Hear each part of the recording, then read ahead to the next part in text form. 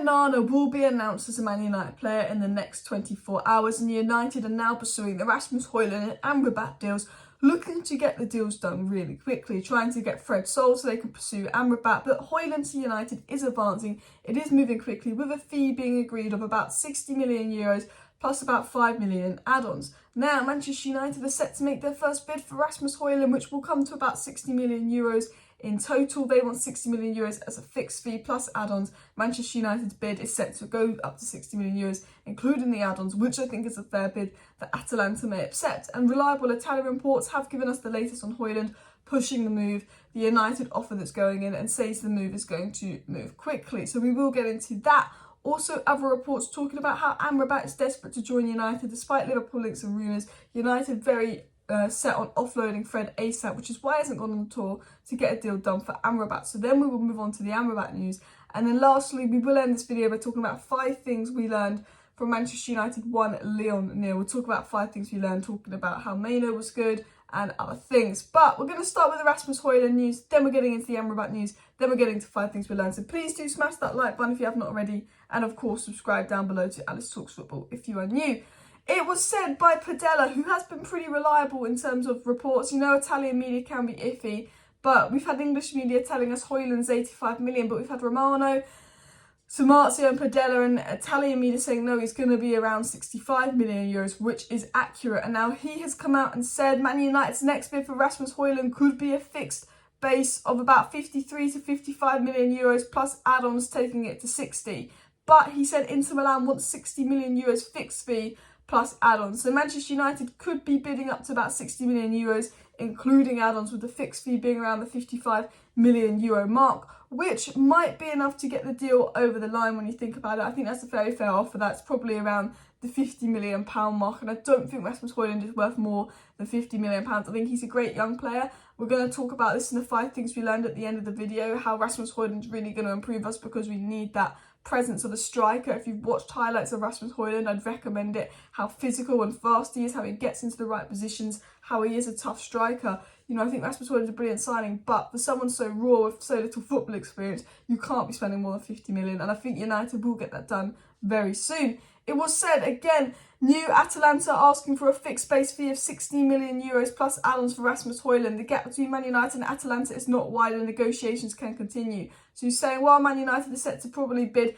55 million euros fixed, they want 60 million euros fixed, but the gap is not wide. This could be negotiated. This deal could move quickly, and Rasmus Hojlund to United could very much advance soon. It was then said by David Ornstein that Rasmus Hojlund has indicated to Atalanta he wants to leave this summer, with Gazzetto saying that Rasmus Hojlund has long accepted the idea of a move to Manchester United, and Atalanta have known that for a while, with Rasmus Hojlund agreeing personal terms with United. So as we know, we don't really need to say this, Rasmus Hojlund is very much desperate to come to United. Personal terms are agreed, and it is just about agreeing the fee. You know, the fee's been agreed of. You've got to bid 60 million euros up front, but United haven't bidded that yet. They're still going under. It's negotiations. United probably looking to sell Dean Henderson in the meantime as well.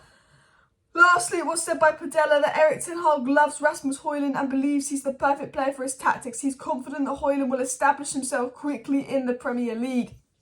Now, that is really important for me, because it doesn't matter about how you or I feel about Rasmus Hojlund. I do like Rasmus Hojlund. I think he's a fantastic striker. I'm just worried that, is he ready yet to lead the line for United? Do we need another attacker to come in? I think most likely he's not ready yet. But it's the fact that Erik Ten Hag loves Rasmus Hojlund and is saying he thinks he's the perfect player for his tactics. You know, Erik Ten Hag clearly rates Rasmus Hojlund highly. As soon as we found out we couldn't get Kane, we went right in for Rasmus Hojlund. And Erik Ten Hag's a big admirer of the player. He rates the player highly. And I trust Erik Ten Hag. I trust his talent ID. If he wants this player, I trust that it's the right player for United. So I'm all behind Erik Ten Hag on that.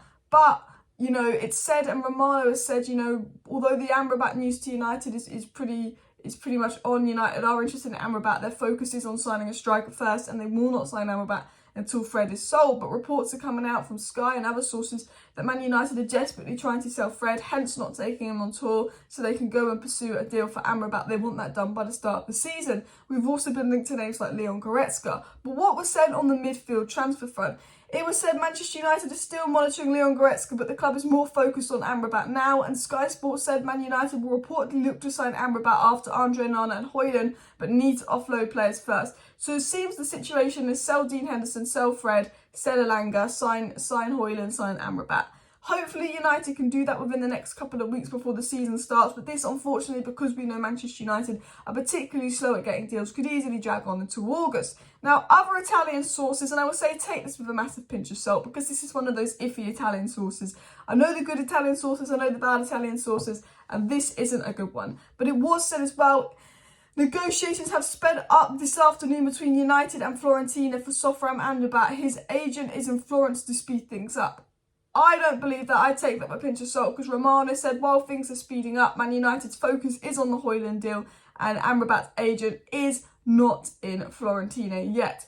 But it is expected if this Fred move can hurry up, Amrabat to United will speed up soon. Amrabat is reportedly desperate for the move, with TalkSport saying Amrabat is desperate to join United. Amrabat will agree personal terms with United. That's not an issue. Although there's reports coming out saying the personal terms have been agreed, they haven't, but it's also been said by reliable sources that personal terms would never be an issue between Amrabat and United. The player wants to come, and his preference is United over Liverpool. So very positive in the sense for Amrabat. So that is the news on Hojlund and Amrabat. They are most likely to be our next two signings this summer. But we're going to talk about 5 things we learned now from Manchester United 1, Lyon 0. And the first thing we learned is Ten Hag rates Kobbie Mainoo so highly.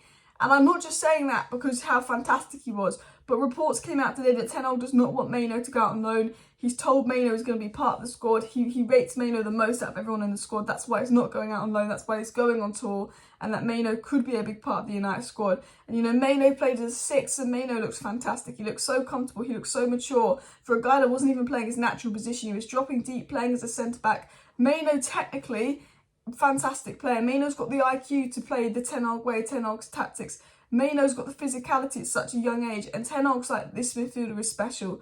This 18-year-old is special. You know, he's not ready yet, but he's going to be ready. Ten Hag thinks he's going to be one of those players that might not even need a loan. He's going to be that good. And I think in Ten Hag's system, with a manager that rates him so highly, to play with players like Casemiro, that would be so great for Mainoo. I'd love to see Mainoo play with the likes of Casemiro, and I love how he could drop deep between the centre-backs, and we could play like a 3-1-6 formation yesterday.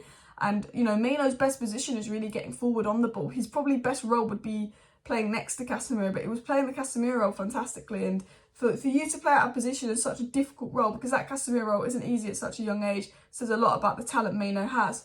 The second thing we learned is that Donny needed that goal so badly. He'd been out injured. He'd even mentioned in his interview after, you just need to play, even if it's a friendly, when you've been out injured that long, and get that goal. And I'll be honest with you, I thought Donny was absolutely fantastic. And I think now that United are changing their style under Erik Ten Hag and playing possession-based football, we'd actually get the best out of Donny van de Beek. Now, I think Donny van de Beek probably just wants to leave and play regular football, but I think when we were playing counter-attacking football, it didn't suit van de Beek. The fact that we're playing possession-based football now, where Ten Hag wants his attacking midfielders to press and be high up the pitch, we're playing the way of football that would really suit Donny van de Beek. And, you know, I'm not bothered if we keep Donny van de Beek around. I think he could be a really important player for United. And a lot of players are saying he's done, he's finished, he needs to go.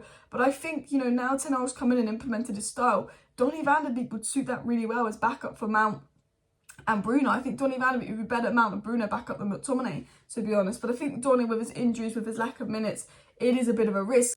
The third thing we learned is Amad Diallo could challenge Antony. I thought Antony was particularly disappointing. He's one-dimensional and he still needs to work on that. I do think Antony is a final piece of the puzzle signing. Once you get the overlapping fullbacks in, once you get the midfielder in, once you get the striker in, Antony naturally improves. But I thought Amad Diallo was particularly impressive, and I think Antony needs to watch out. I think Amad Diallo could really push him. I think even Sancho could push him on the right-hand side. You've got Garnacho and Rashford on the left. You've got Sancho, Amad and Antony looking to play on the right. I also think potentially with United bringing in another versatile forward, if all goes to plan, that could also be someone else to challenge Antony on the wing. I like Antony, but this, you know, he's really got to prove himself this season. I think Antony did do more than Sancho last season. I think Antony was always there and games were always important. I think we are a better team when Antony plays, but he does need to step up. Fourth thing is this game just highlighted how badly Manchester United needed number 9.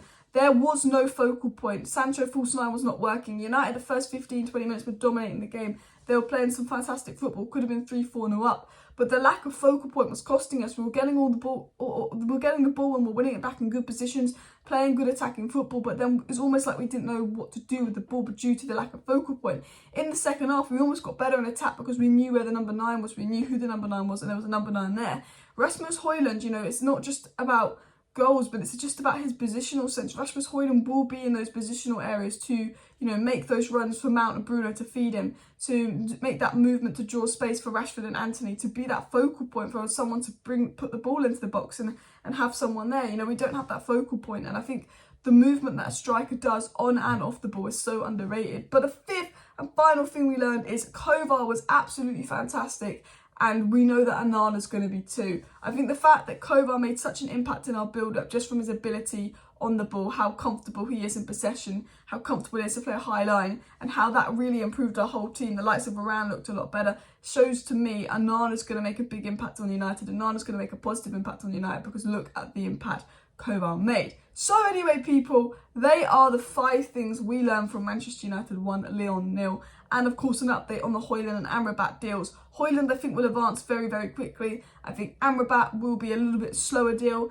but I think that will happen when Fred goes out. But I think that is the plan. Hojlund, Amrabat, Onana, Fred, a few players out, and potentially a last-minute move for a forward. I should be back live later tonight, so do smash that like button. There's still a bit of news on the takeover and other things I want to talk about, of course, and Onana announcements should be incoming. Subscribe down below. See ya.